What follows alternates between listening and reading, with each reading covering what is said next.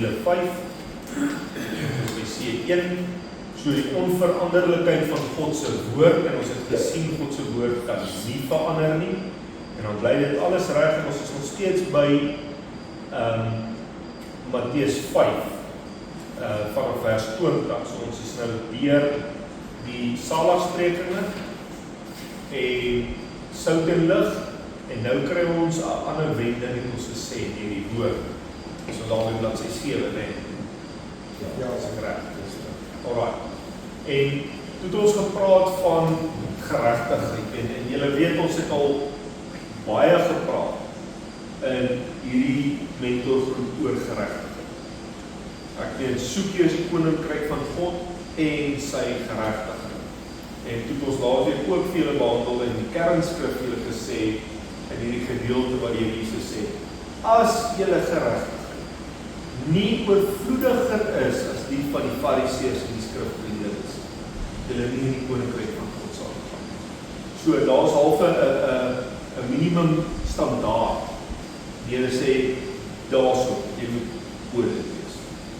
So kom ons gaan kyk na hierdie goeders, want die Here wys ons 'n paar goed uit hierso. Right. Hy vra daar, wie is dan die moordenaar? Reg van die begin van die bergpredikasie af, spreek Jesus die innerlike mens aan. Vir hom is uiterlike godsdiens nie belangrik nie, maar hy konsentreer op die toestand of die gesindheid van die hart en die gedagtes van die mens. En jy kan onthou daarso wat ons geleer het in die saligsprekinge. So as daar nie ware geregtigheid in die hart bestaan nie, dan is daar volgens God se woord geen geregtigheid by so 'n mens teenwoordig nie. En julle ken dit nou al, geregtigheid is righteousness of right standing before God, of om God se dinge op God se manier te doen, is God se wil vir jou lewe. Dit is als geregtigheid, nee.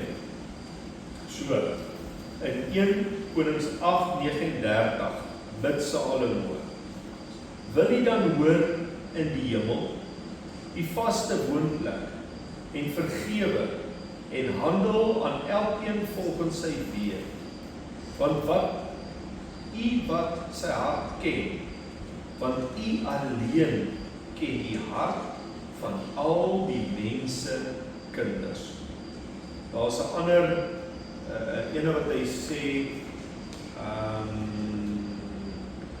wat is dit? Verdorwe is die hart, wie kan dit ken? Hy sê so iets. En dan uit die hart is die oorsprong van die lewe ook al. Maar daai ander een spesifiek wat hy sê, wie kan dit ken? So met ander woorde, dit maak dit maklik. Jy kan in hierdie lewe leef. Jy kan dit wat hier binne is, kan jy vir almal wegsteek. Niemand kan weet hoe jy reg voel. Jy kan dalk 'n smile opsit en maak of jy gelukkig is, jou hart kan stikkend wees. Of jy kan wat ook al. Maar dan hierdie skrif sê, God ken al die mense se hart. So wat se seer jy wegsteek, of wat se ding wat met jou gebeur het, wat jy probeer wegsteek, of wat jy gedoen het, wat jy probeer wegsteek. God sien, kan dit nie vir wegsteek. Right. So daarom is God altyd geregtigheid. Want hy sien al die hoeke. Ek meen, hoeveel hofsaake was al gewees, dan sê hy, ou het dit nie gedoen nie. Maar hier binne weet hy wat hy gedoen het. Maar hy weier. Want wat? Verdorwe is ja. Hy kan dit probeer wegsteek. Tot op die einde, na al die lang ondersoeke wat hulle doen, sê hulle, ja, maar jy is jy. En dan herken hy, vir ja, dit was ek. Maar hoe het hy gelief? Maar God het dit geweet, vandag eendag, het alles gesien. En hierso skryf Salomo dit. Hierso met Dawid se laaste woorde aan Salomo sê hy vir hom, 1 Kronieke 28:9, En jy my seun, Salomo, ken die God van jou vader en dien hom met 'n volkome hart en met 'n gewillige siel, want die Here deursoek al die harte en hy verstaan elke versinsel van die gedagtes. So jy kan nooit halfhartig vir die Here wees. En ek meen, onthou nou, ons gaan nou kom by hierdie fariseërs en goeters. Jy kan buite vuur en vlam lyk. Jy kan hier binne dink jy. Of jy kan buite 'n front voorhou en die mense dink, wie wat hierdie ou, hy is kwaai. En dan hier binne kan dit stikkend of verkeerd wees. Ek meen, weet julle hoeveel predikante ek al gesien het, ken dalk paar. Staan op die preekstoel en hy preek net dat die trane by mense loop. En dan loop hy met een van die gemeente se vrouens. Want hier binne steek dit vir almal daar weg. En almal dink, hierdie ou is great. En ek sê nie, jy moet perfek wees. En ek sê ook nie, mense kan 'n valse beeld dalk aan jou koppel, wat jy nie reg ken nie. Ek sê nie, dis verkeerd.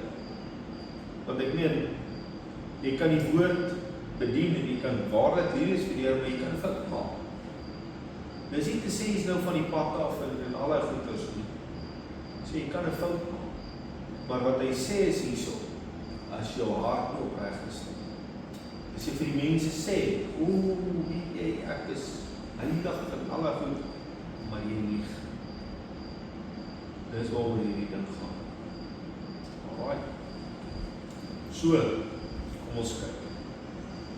2 Kronieke 16:9 sê Hanani vir koning Asa, want die Here, sy oë deurloop die hele aarde, om diegene kragtig te steun, wie se hart onverdeeld op hom gerig is. En dis nou nogal 'n kwaai skrifgie. Want hy sê hierso amper wie wat, as jy die ondersteuning van die Here wil hê, moet jou hart onverdeeld op hom gerig wees. Daar kan nie hierso Here, en dan as jy half gesaai trek deur hierdie wêreld. Dis wat hy hierso sê. En dan vra jy, Here, waar is U? Nee, hy is net daar waar jy hom gesit het. Jou hart is verdeeld. Hy sê hierso, die Here ondersteun diegene wat sy hart onverdeeld op hom gerig is. Spreuke 16:2 gaan verder. Hier is die Engels, wat ek nou mooi lees. All the ways of a man are clean in his own sight, but the Lord weighs the motives. And what's a New American Standard Version. So, as ek het reg, die Afrikaans sê, basies 'n man is reg in sy eie oë. En ek meen, hierdie is eintlik 'n kwaai ding, en dis algemeen, want dan nie ons op ons kry. Dan nie ons op ons in Afrikaans lees. Want gewoonlik, as daar 'n dispuut is, tussen 2 mense, is nie te sê noodwendig, die ene is reg en ander is verkeerd. Maar gewoonlik as dit so geval is albei reg in hulle eie oë. Want die ene kan nie die ander insien. Maar dan kom hy hierso, dan sê hy, the Lord weighs the motives. Met ander woorde, daar's 'n motief in jou hart, hoekom jy so reageer. Want dalk wil jy ietsie hê, dalk wil jy 'n sekere uitkoms bereik. Kyk tannie, wat? Spreuke 16:2. Al die weë van 'n man is suiwer in sy oë, maar die Here toets die geeste. Kyk, presies dit. So ja, geeste, jy is gees, siel en liggaam. So, die motiewe jou, dit wat jy is, jou hart. Hieruit sien ons dat die motiewe en inhoud van ons harte die eerste area by die mens is waar die soeklig van God begin skyn. So Jeremia 17 vers 10 sê God, ek, die Here, deursoek die hart en toets die niere om aan elkeen te gee na sy weer volgens die vrug van sy handelinge. Openbaring 2:23 sê God aan die kerk, en al die gemeente sal weet dat dit ek is wat die niere en die harte deursoek, en ek sal elkeen van julle gee volgens sy werke. Enige goeie uiterlike daad sal slegs voor God geldig wees as dit verteenwoordigend is van die ware bedoeling van die hart. En die kruksie sal, ons gaan 'n klomp goed behandel om die klem daarop te lê en om dit vas te lê. Maar een ding wat ek net in klein Afrikaans wil tuisbring wat julle moet vasmaak hierso. As jy in watse situasie ook al ingaan, gaan altyd met 'n suiwer hart en 'n suiwer motief. Jy moet nooit 'n bymotief hê. Moenie met jou mooi praat, want jy wil iets van hom af hê of jy wil iets bereik in die lewe. Kom net julle met 'n oop en suiwer hart, ongeag die uitkoms van daai situasie. Dis die sleutel. Want sodra jy iets hier binne verberg, as jy met iemand praat, dan gaan jy iemand net mislei. So dis baie belangrik om dit vas te maak in julle menswees en in julle hart. Maak nie saak met wie julle te doen het. Vat nou maar op skoolvlak, as ek dit so kan stel. Kom ons stel dit, juffrou merk die vraestel. En sy het 'n optelfout gemaak. Maar ok, nie optelfout dat jy te min het nie, want ek meen, dan gaan al die kinders praat. Optelfout waar jy, kom ons sê, 10 uit 20 moes hê, en nou het jy 15 uit 20. En ek verwys nie na jou, ek verwys nou voor. So nou gaan jy lees dit, jy weet dit, en nou praat jy nie. So wat lê nou hier binne? Nou kom jy by jou maatjie en vra hoeveel het jy vir jou toets? Sê nee, jy weet 15 uit 20, 75, of as jy som anders te maak dat jy 90 het. Maar jy weet eintlik moes jy dalk 60 gehad. So jy verstaan, wat gaan nou aan hier binne? Want nou weet jy leef alleen. Maar dit is net hier binne. En nou kom dit, nou los jy dit dalk so. Los jy dit so. En ek meen, dit kan in groot menswêreld ook gebeur. Nou nie 'n toets spesifiek nie, maar ook 'n lewenstoets. Nou los jy dit so, want jy het 'n goeie punt en alles is great en jy het geskop. Uiteindelik verdien jy dit. Nou kom dit so dat daar raak 'n hermerk moet plaasvind. En hulle moet random vraestelle net vat. En hulle vat jou. En nou tel hulle alles. Dus hulle, ja, oké, maar hier's 'n fout. Hulle skryf die punt aan jou. Wat maak dit in jou hart? Want nou weet jy, dis uitgeval. Maar wat sou dit aan jou hart gedoen het, as jy die fout gesien en jy het gegaan en gesê, hierso is 'n fout. Ek het meer gekry as ek moes kry. En ewe skielik, omdat dit geopenbaar is, bring dit 'n hele ander dinamika op jou as mens. Maar omdat dit in jou hart verberg was, wat sê die juffrou nou? Ok, 92. Of uitgedink hy gaan wegkom met dit, of as dit nou goedhartig juffrou sê, dalk het die kind dit nou nie gesien. Dalk het hy dit opgetel. Dalk is dit die geval, maar wat in jou hart? In jou hart gaan jy weet. Dit is wat hierdie baie belangrik maak. Maak nie saak in wat se situasie ons is. Ons kan nooit ons harte verberg vir die waarheid. Want dit lê op en bloot vir God. Alright.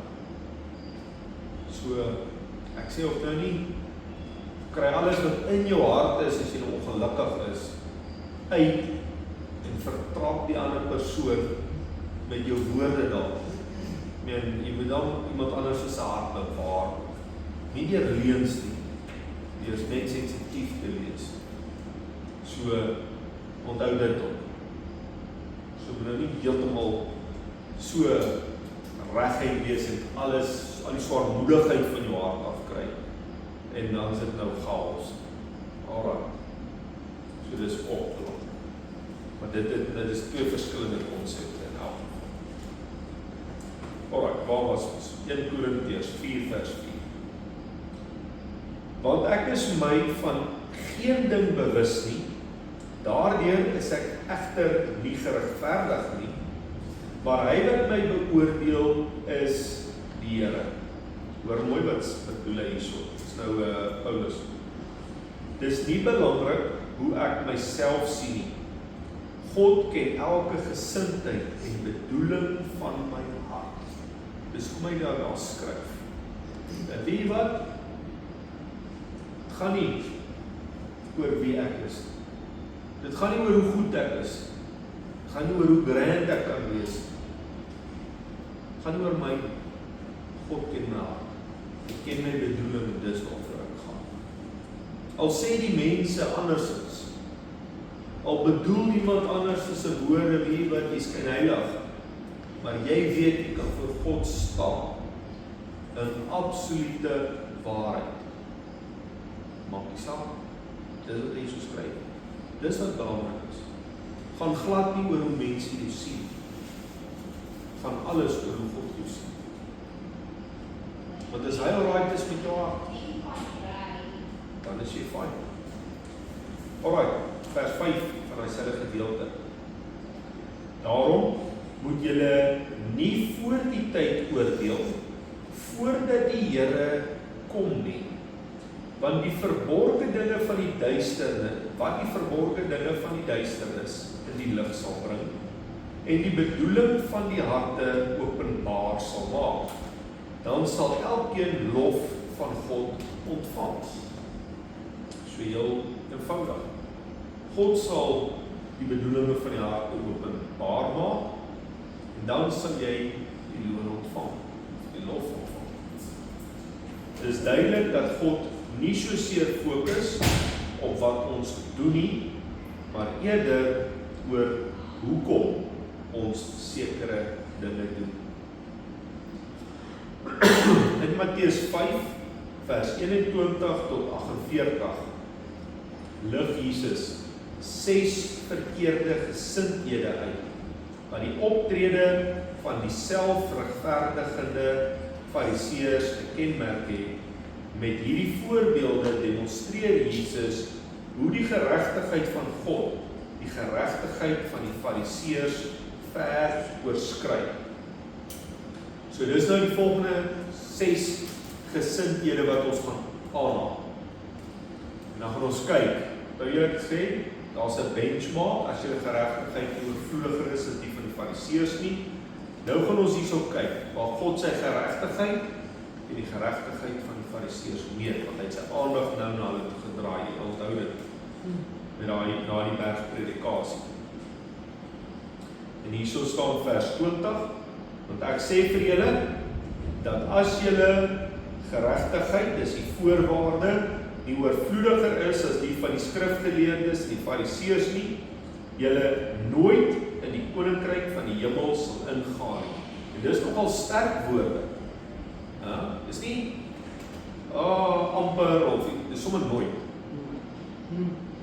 So as jou geregtigheid nie hoër is as dit nie, gaan jy nooit heerskappy van God sien. Alright.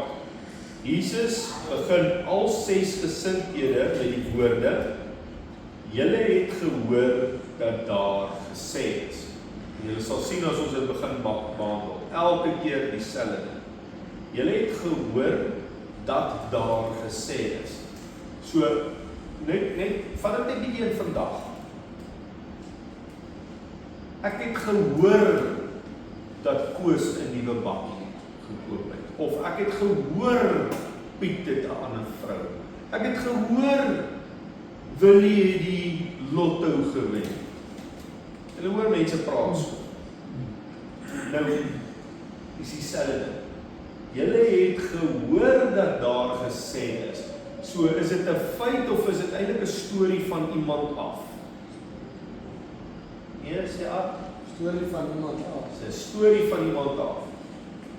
En dan daai storie word baie keer sommer 'n wet en 'n waarheid. Ja. Sonder dat jy eintlik die feit, dit kan dalk 'n wet en 'n waarheid wees, maar baie van hierdie goeders word so oorvertel sonder die ware feit, sonder dat jy amper nooit met die oorspronklike persoon gepraat het. So dis die gevaarsone wat ek wil hê julle moet sien. Maar kom ons kyk verder.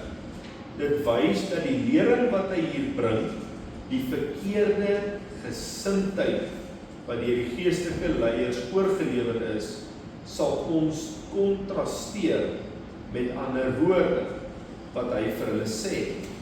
Is dit dat hulle tradisies in stryd is met die ware bedoeling van God se wet, dat die innerlike geregtigheid van die hart van 'n koninkrykskarakter is en nie die uiterlike vorm godsdienst nie. God evalueer ons harte en nie ons werke nie. Uit hierdie 6 gesindhede leer Jesus ons 5 basiese beginsels met betrekking tot ware geregtigheid. En hierdie is baie, julle gaan sien as ons dit begin nou behandel. Julle gaan baie geniet, dit is awesome. Dat die gees waarin God sy wette gegee het, belangriker is as die letter daarvan. God het nie die wet gegee as 'n meganiese stel reëls waarby die mens in sy eie krag sy uiterlike lewe moet rig nie. Dit is die gees as riglyn om die tipe karakter te vorm wat God by die mens verlang. So dit gaan oor die gees en nie oor die letter. Die wet is positief en negatief. Die doel van die wet was nie om die uiterlike en innerlike sonde te voorkom nie, maar eerder om die innerlike en die uiterlike geregtigheid te bevorder. Die wet is nie 'n doel op sigself nie. God se groter doel daarmee was om daardeur verheerlik te word deurdat sy kinders in 'n geregverdige lewe leef. Dat God die enigste een is wat die mens kan oordeel, omdat hy alleen die hart van die mens ken. Dat alle mense deur God geroep word om volgens sy goddelike standaard te leef, en hierdie standaard is saamgevat in sy wet. Maar omdat die wet vir die mens onmoontlik was om te onderhou, het God in Christus voorsiening gemaak vir die vervulling van die wet. En daar skryf, almal het gesondig en dit ontbreek hulle aan die geregtigheid van God. So wat is ons hier? Jy het geregtigheid nodig. Maar as gevolg van die wet wat gegee is, het ons oortree. Want niemand kan hy wet hou. Die letter van die wet. Alright, so dit beteken dat die een wat geregtigheid vereis het, self geregtigheid aan ons ontleer het. Die wetgewer is ook die een wat ons verlos van die wet. Dit bring ons by die eerste een van hierdie 6 gesindhede met betrekking tot geregtigheid waarop ons moet let. En hier begin ons om nou behandel. Wie is dan 'n moordenaar? Matteus 5 vers 21 tot 26 verklaar, en hier kom my woorde: Julle het gehoor dat aan die mens van die ou tyd gesê is, jy mag nie doodslaan nie. Maar elkeen wat doodslaan, moet verantwoording doen voor die gereg. So dit is wat jy gehoor het wat gesê is. En dit is vir my kwaai, want julle moet sien op al hierdie goeters is hierdie kontrasterende effek. Julle het gehoor dat daar gesê is. Dan sê hy vir hulle, wat is dit wat hulle gehoor het? En dan kom die Here met die volgende deel en sê hy, maar ek sê vir julle. So wat beteken dit? Dis die kontras teenoor hierdie ding. Dis my standaard. Hier is die wêreldse standaard van die wet. Nou gee ek vir julle my standaard. Maar ek sê vir julle, elkeen wat vir sy broeder sonder rede kwaad is, verantwoording moet doen voor die gereg. So hy sit doodslaan in dieselfde kategorie as wat jy vir jou broeder kwaad is sonder rede. Dit is nogal radikaal. Jy het hom nie doodgemaak. Jy sê kwaad vir hom sonder 'n rede. Dan sê hy vir jou, as jy in die ou tyd so dit gehoor is, maar doodslaan, moet jy verantwoording doen voor die gereg. Maar hy sê, as jy dit met jou broeder doen, sonder rede, dan moet jy verantwoording gaan doen voor die gereg. So dit is nogal 'n radikale kontras.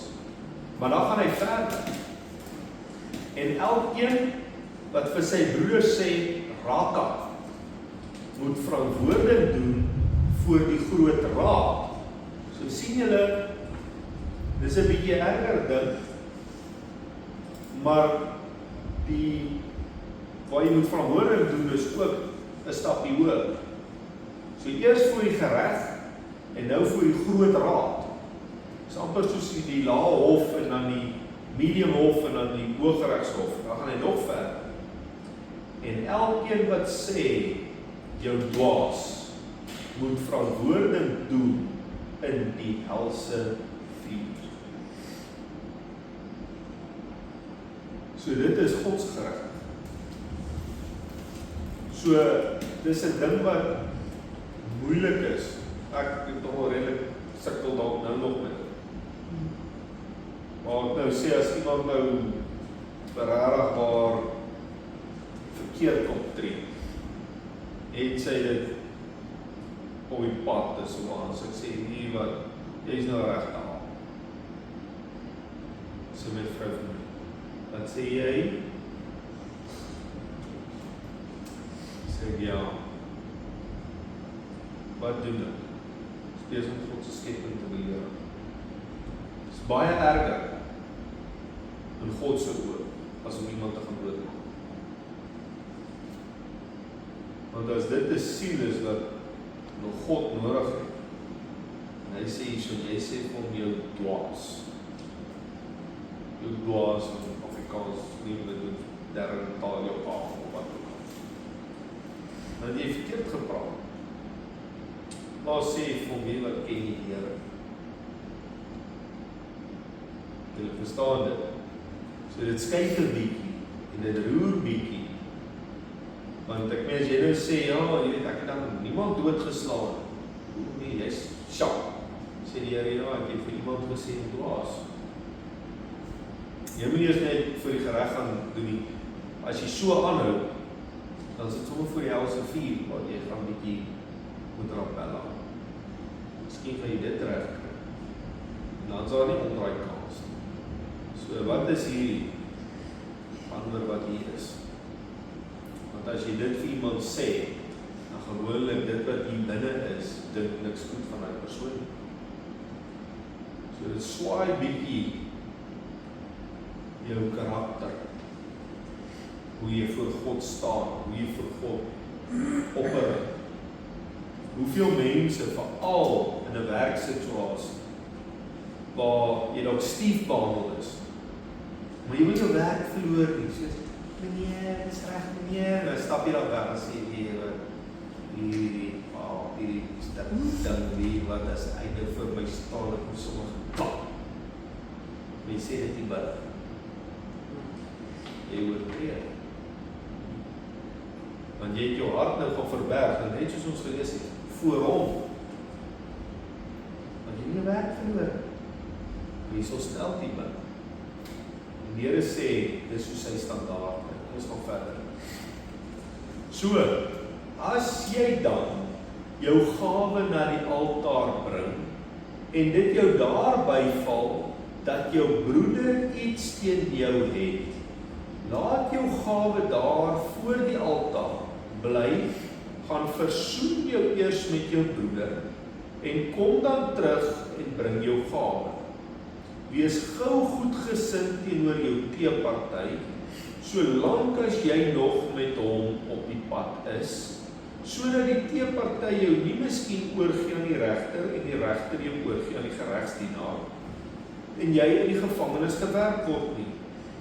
Voorwaar, ek sê vir jou, jy sal sekerlik nie uitkom, voordat jy die laaste oortjie betaal het nie. Die eerste misdaad in die Bybel, wat tussen twee mense plaasgevind het, was moord. Julle ken hom, Kain en Abel. Alright, so waar Kain Abel doodgeslaan het, omdat hy jaloers was op sy broer. En van daardie dag af tot vandag toe, het moord konstant in die mens sy bestaan voortgekom. In Suid-Afrika word daar tans so baie moorde gepleeg, dat slegs die wat sensasie sal verwek, gepubliseer word. So Jesus begin sy lering oor die innerlike gesindheid met sonde van moord. Kom ons gaan nou verder en dan sal ons nou kyk of hulle dit sommer hier behandel, anders gaan ek julle dit sê. Alhoewel die eerste moord al in Genesis 4 vers 8 plaasgevind het, word daar eers in Genesis 9 vers 6 'n verbod daarop geplaas. Hy wat die bloed van 'n mens vergiet, sy bloed sal deur 'n mens vergiet word, want God het die mens na sy beeld gemaak. So dit is die rede. So in hierdie vers is daar twee belangrike feite. Ons sien dat die straf vir moord die doodstraf is. Die doodstraf is die enigste straf wat geregverdig is, omdat die mens na God se beeld gemaak is. As iemand met opset die lewe van 'n ander neem, minag hy die beeld van God. In Matteus 5:21 sê Jesus, julle het gehoor dat aan die mens van oud het gesê, jy mag nie doodslaan. Met hierdie woorde verwys Jesus na Eksodus 20 vers 13. En as 'n mens die konteks van hierdie skrif navors, dui dit op moord met 'n kriminele inslag. Met ander woorde, God gee hierdie spesifieke gebod teen opsetlike vermoording, waar iemand 'n ander se lewe neem vir persoonlike redes. Die fokus van hierdie gebod was nie gemik op die neem van 'n lewe by die toepassing van die doodstraf om die wetteloosheid te beheer nie. Die fokus van hierdie gebod was ook nie gemik op die neem van 'n ander se lewe tydens oorlogverwante tye nie, waar 'n land homself vir sy eie voortbestaan moet verdedig nie. Dit sluit ook selfverdediging uit, maar dit dui op moord met voorbedagte rade vir persoonlike gewin. So, julle moet mooi verstaan wat die bedoeling hier is. Dit gaan die bedoeling hier van nie oor moord op sigself. Want kom ons sê jy ry met die kar en iemand loop nie voor jou in en ek meen jy tref die persoon en jy het nie gesien, jy is donker, het gereën en dit is 'n ongeluk. Dis nie die intensie. Want jy moet mooi verstaan, die fokus hier gaan op die bedoeling van jou hart. Dit gaan nie oor die feit van moord. Dit gaan oor wat was die bedoeling hier binne toe dit plaasgevind het. Vat nou maar weer ons voorbeeld van die kar. Jy het in jou kop gehad, ek ry vandag iemand dood. Jy was al op pad huis toe, of waar ook al heen, en hier gebeur hierdie ongeluk. Dit was nie bedoeling. Maar as iemand met opset doodmaak, dan beteken dit hy het 'n motief hier binne. Hy het nie net besluit, dit het nie net spontaan gebeur. As hy hier by jou huis inbreek, dan het hy al buite besluit, hy gaan jou doodmaak. Hy besluit dit nie hier binne. Die bedoeling van jou hart word lank voor die tyd besluit. En dis waaroor God fokus. En dis hoekom hy sê, as jy vir jou broer sê raka of jou dwaas, wat gaan jy binne aan? Want as jy binne die bedoeling is, die wat vrak vuil goed, dan is jy presies dieselfde motief in jou hart as die een wat die snelle trek. Daar's niks verskil tussen die twee harte nie. Die een het net dit deurgevoer. En as God fokus op jou hart, wat maak die een verskil van die ander? Niks. Dis die klimaks van die hele situasie. Gaan oor die bedoeling van jou hart, wanneer jy dit plaasvind. Right. So vraag. Is julle nog wakker? Hoeveel dat sy is? Is dit nie so baie? Alright. Maar let op, is jou tande nog reg?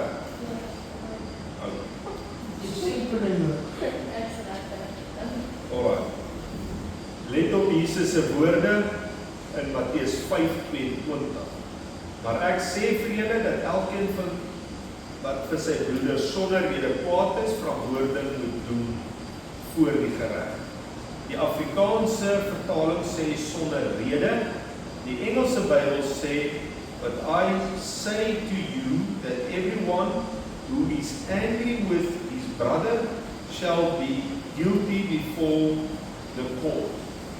So Jesus se woorde in vers 21 is dit duidelik dat die toehoorders bewus was van die feit dat hulle nie moord mag pleeg nie, maar in vers 22 spreek Jesus hulle selfregverdiging aan. Moord dui nie net op die uiterlike daad nie, maar dit vind in die hart plaas voordat dit in die uiterlike na vore kom. Maar ek sê vir julle dat elkeen wat vir sy broer kwaad is, maar ek sê vir julle dat elkeen wat vir sy broer kwaad is, verantwoording moet doen. Die probleem is dat woede, toorn, afguns die aanvanklike sonde is wat aanleiding gegee het tot moord. Dit maak dan dat elkeen van ons tot een of ander mate skuldig is aan die oortreding van hierdie gebod. Die Fariseërs en die skrifgeleerdes het hulself geregverdig en met minagting neergesien op 'n moordenaar. Maar omdat God elke gesindheid van die hart ken, weet hy dat elke mens ook hieraan skuldig is. So Jesus spreek hierdie gesindheid aan, omdat dit ons geregtigheid voor hom in die volgende 3 fasette beïnvloed. Dit raak ons siening oor onsself, dit raak ons aanbidding tot God, en dit raak ons verhouding met ander. Alright, die eerste ene. Eerstens, dit raak ons siening oor onsself. Net soos die Fariseërs dink dat ons en die meeste ander mense, dat ons nie die gebod oortree nie, dit spreek van selfregverdiging en voor God is geen mens geregverdig sonder die bloed van Jesus Christus. Nou soos daai vers wat ek julle nou gesê, Romeine 3, 23 tot 24. Want almal het gesondig en dit ontbreek hulle aan die heerlikheid van God en hulle word deur sy genade sonder verdienste geregverdig deur die verlossing wat daar in Christus Jesus is. Al het ons nog nooit fisies 'n moord gepleeg nie, pleeg ons elke keer moord as ons die wortel sonde vir moord beoefen, naamlik woede, toorn, kwaadheid.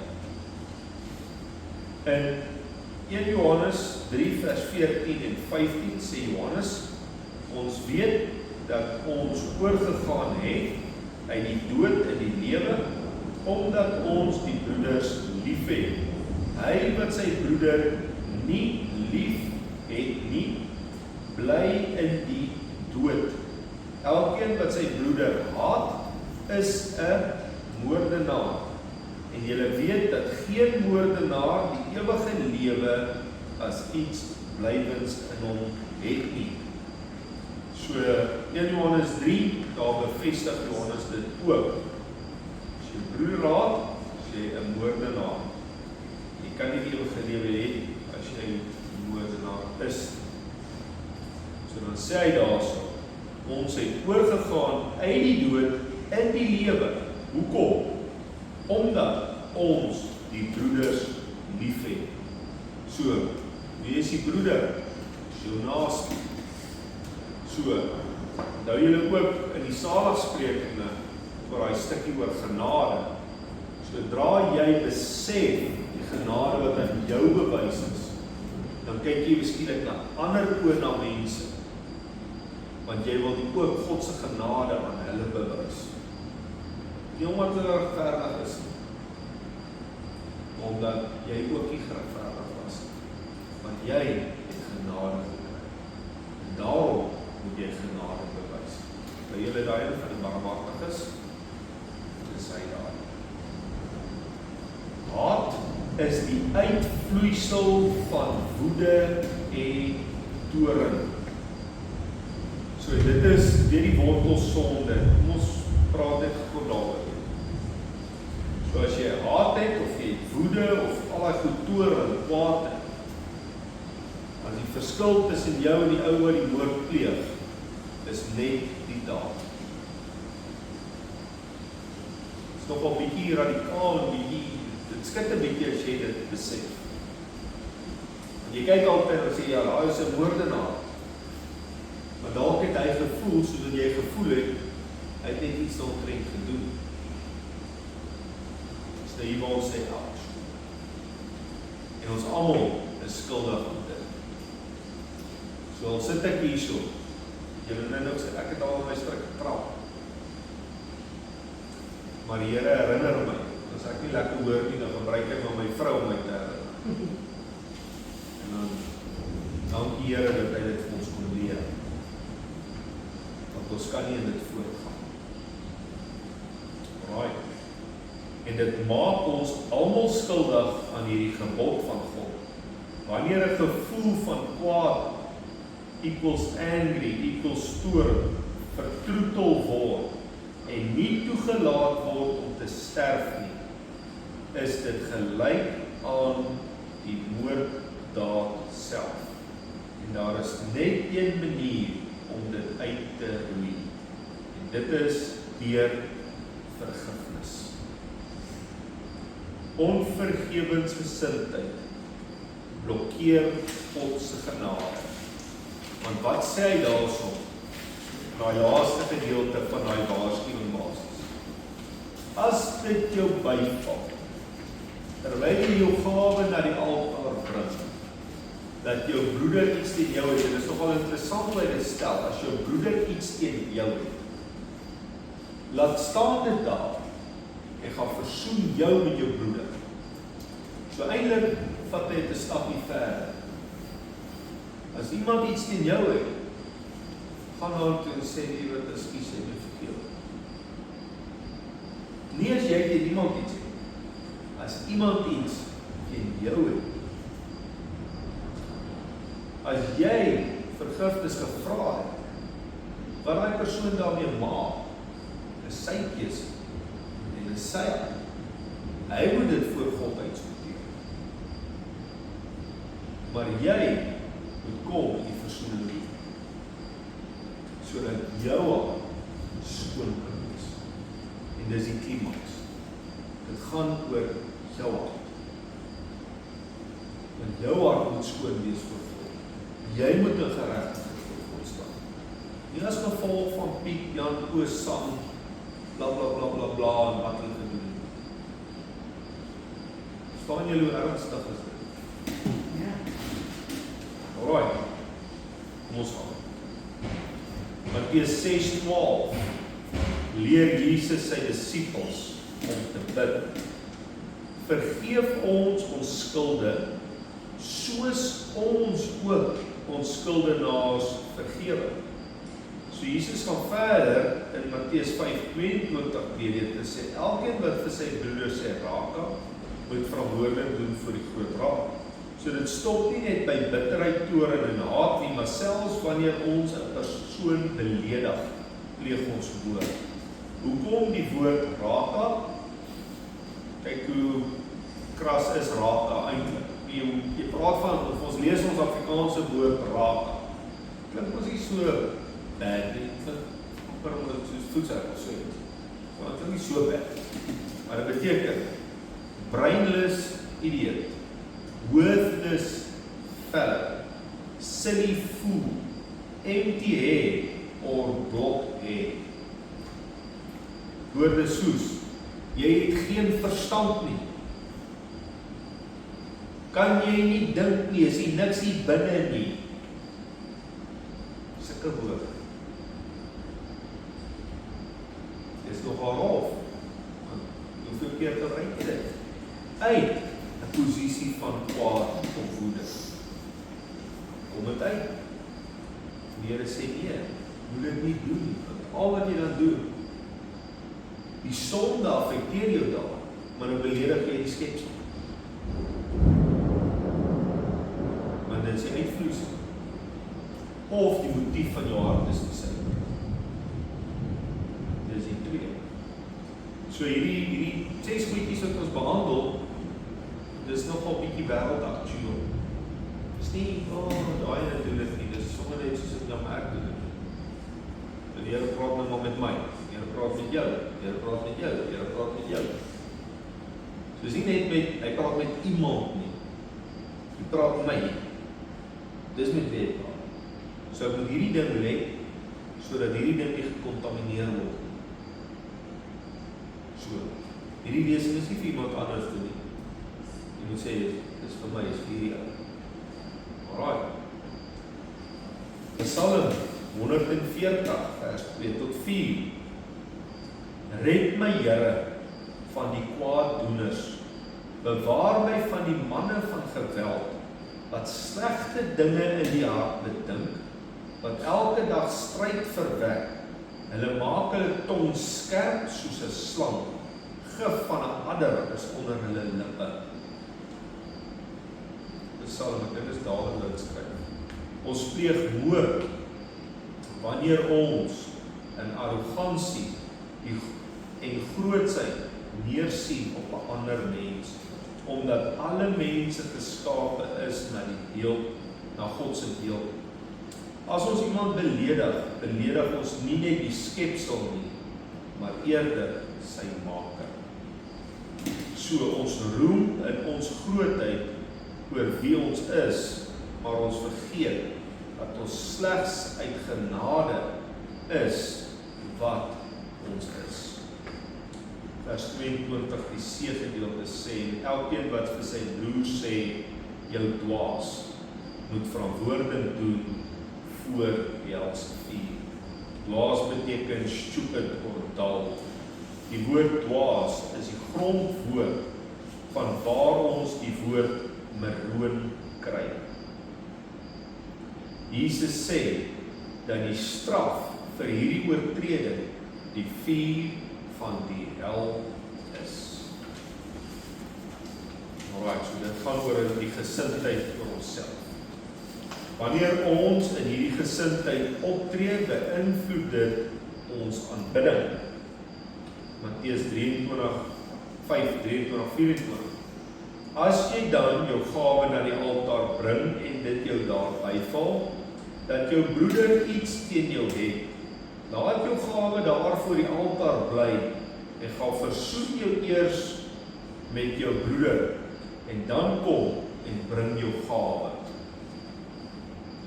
Omdat alle sonde intern in ons harte lê, kan ons nie voor die sondelose, regverdige God kom met die spore van sonde in ons lewe nie.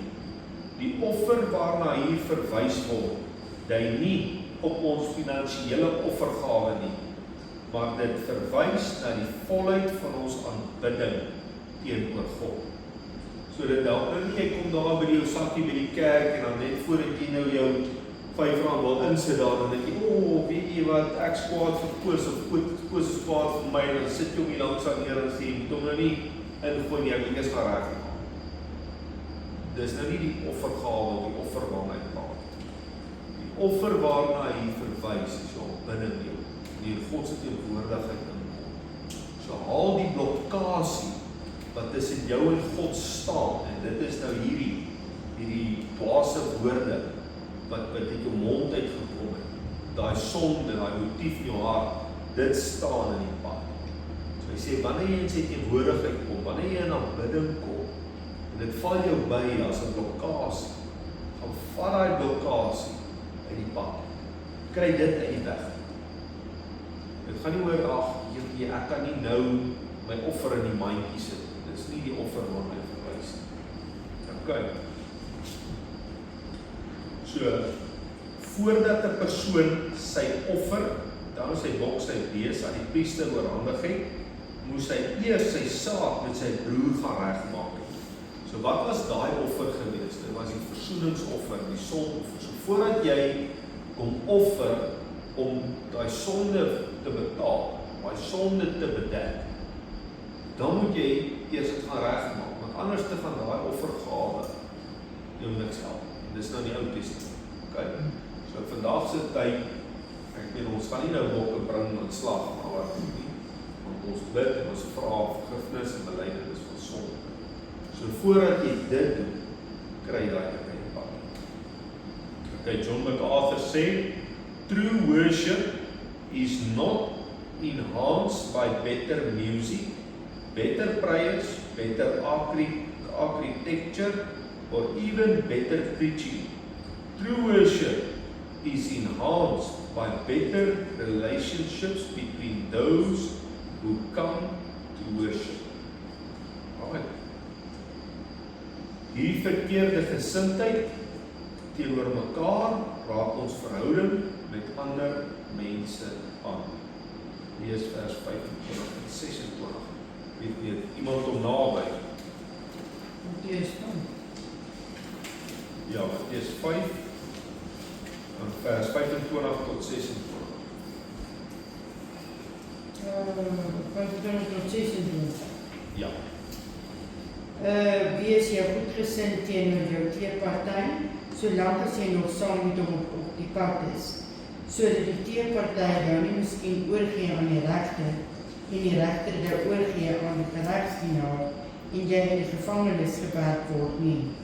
Voorwaar ek sê vir jou, jy sal daar sekerlik nie uitkom voordat jy die laaste oortjie betaal het nie. So wat sê hy deel eintlik? Streng gesproke, as jy nou vat in 'n fisiese realiteit, sê hy vir jou, moenie wag vir die hofdatum.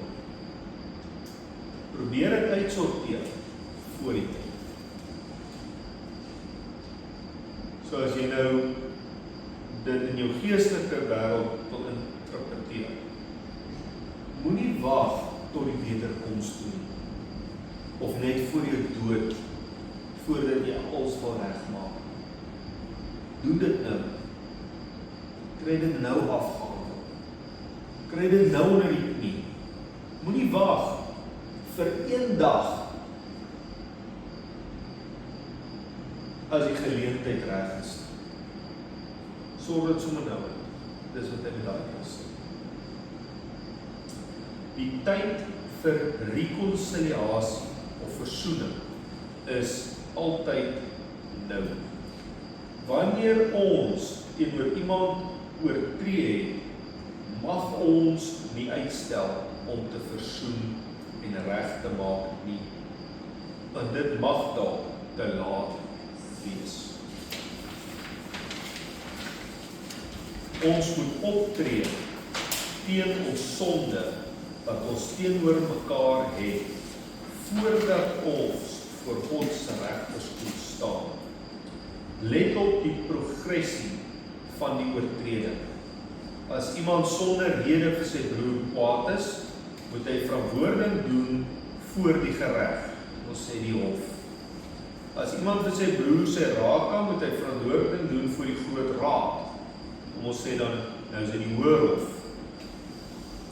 As iemand vir sy broer sê jy dwaas, moet hy verantwoording doen voor die helse vuur. Met ander woorde, is die regterstoel van God. Wie is dan 'n moordenaar?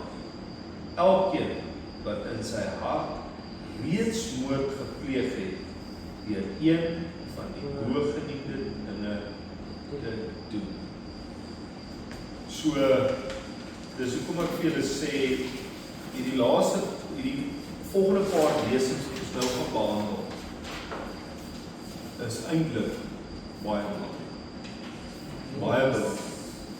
Want dit kyk reg binne in jou hart.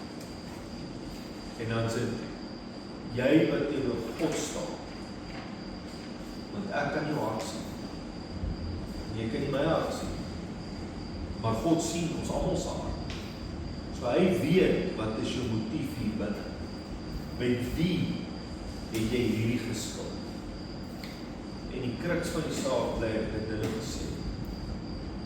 Moenie dat ons daar deur onverskillige woorde 'n moord in ons hart gepleeg het. En dan kan ons nie verstaan, hoekom breek God nie deur in ons lewe nie? Hoekom voel dit of ons daar blokkade is? Hoekom voel dit of ons nie kan vorder? Dit ons baie keer kyk, miskien staan hierdie ding voor ons, op teen ons hart. So wat hy sê, ons sorteer dit uit. Gaan haal dit uit die pad. Jy moet dit nie uitstel. Doen dit sommer nie. Doen dit sommer nie. Want anders te gaan ons verantwoording doen voor dit. En jong, soos jy sê, maklik of iemand te sê, hier waar hy die vrou moet so 'n bietjie reg help.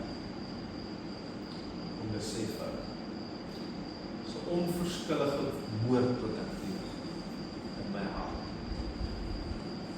En dis nie die moeite werd.